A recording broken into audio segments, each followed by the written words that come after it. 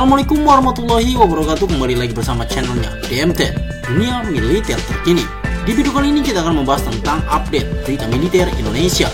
Ada apakah? Mari kita bahas ulasannya di sini. Padahal sudah gandeng sekutu terdekatnya, Turki masih sebut Indonesia dalam daftar negara penerima jet tempur generasi kelima.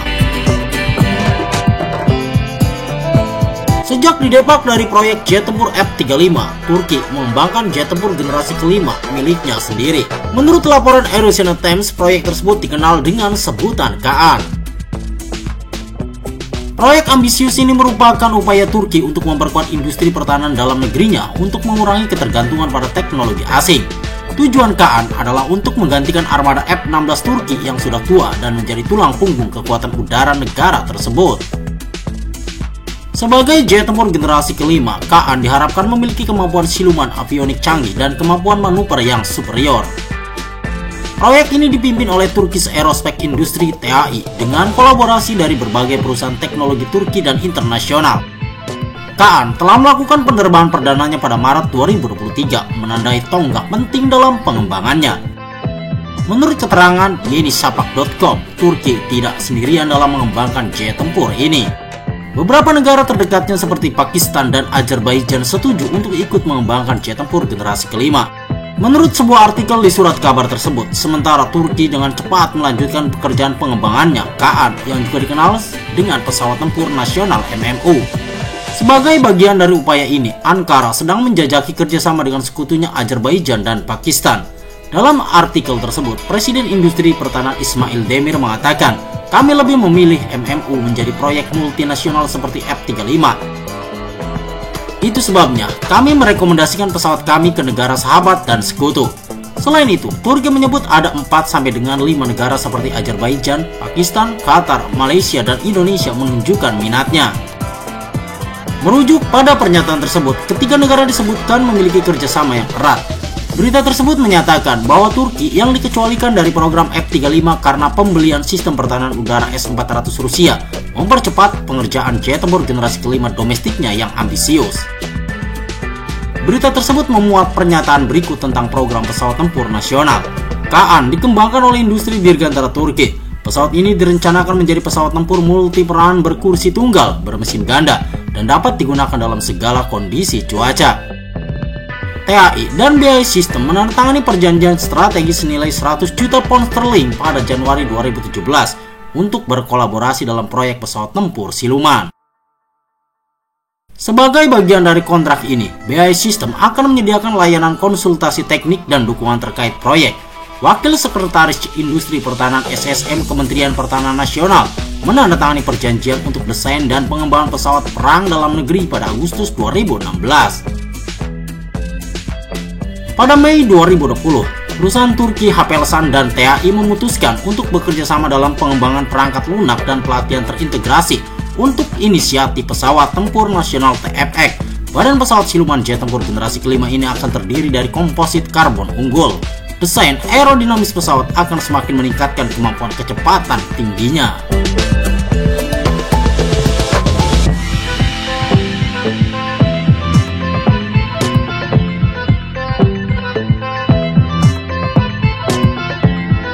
Kita beralih ke berita lainnya.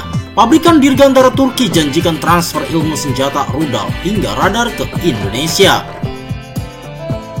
Kantor Berita Nasional Turki Anadolu Agency pada tanggal 26 Agustus mengabarkan agenda terbaru Kepresidenan Industri Pertahanan SSB di Indonesia. Menurut kabar terkini, Presiden SSB Profesor Dr. Haluk Gorgun melakukan banyak deal di bidang industri pertahanan dengan Indonesia.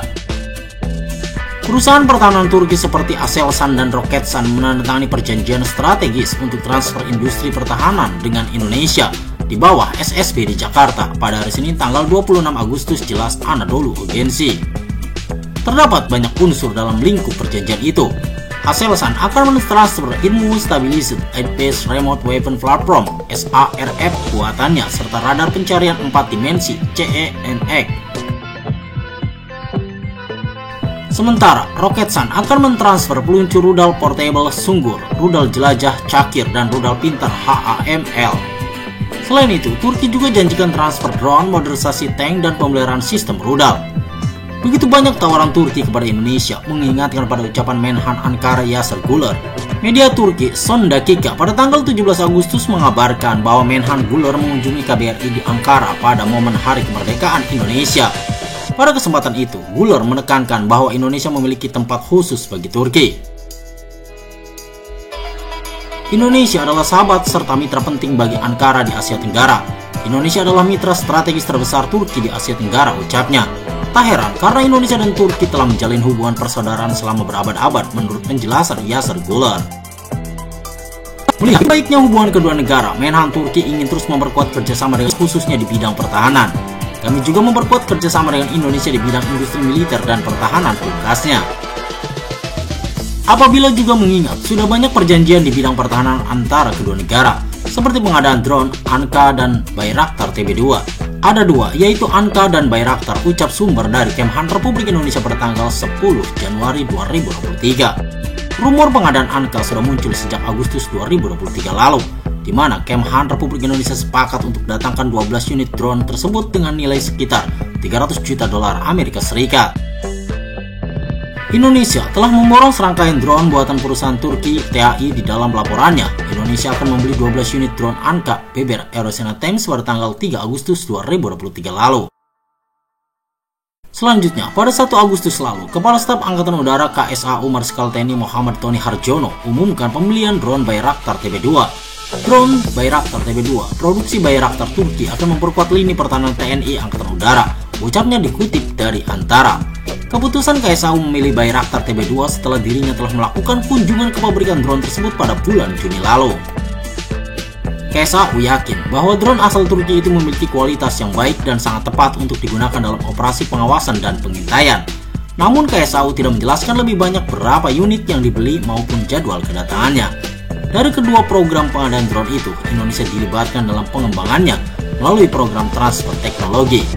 Adapun dua perusahaan yang digandeng dalam pengadaan Unmanned Combat Aerial Vehicle UCAVs dari pabrikan Turki ini adalah Bayraktar dengan produk Bayraktar TB2 dan Anka produksi Turki Aerospace Industry TAI yang siap memberikan transfer teknologi kepada PT DI, jelas Kemhan Republik Indonesia. Karena dengan teknologi hanya sebagai konsumen senjata, Indonesia setidaknya akan dilibatkan dalam pengembangan senjata atau teknologi tersebut. Indonesia dan Turki juga telah menyepakati pengadaan rudal jelajah anti kapal Atmaca pada bulan Januari 2024. Kontrak ini mencakup pengadaan 45 unit rudal Atmaca beserta unit peluncurnya. Pemerintah Indonesia telah menandatangani kontrak untuk mendapatkan 45 rudal anti kapal Atmaca jelas Janus pada tanggal 25 Januari 2024. Sama seperti pengadaan drone-drone di atas, Indonesia juga dilibatkan dalam pembuatan rudal Atmaca Turki. Turki juga rencananya bersedia bekerja sama dengan produk lokal, komponen lokal yang nantinya akan menjadi rudal nasional. Tetapi ini masih dalam tahap pembahasan, belum final, ucap Kepala Staf TNI Angkatan Laut KSAL, Ali kepada Antara. Nah, itulah informasi yang bisa DMT sajikan untuk Anda. Semoga video ini bermanfaat untuk Anda dan jangan lupa tetap like, share, and subscribe terus channelnya DMT, Dunia Militer Terkini. Wassalamualaikum warahmatullahi wabarakatuh.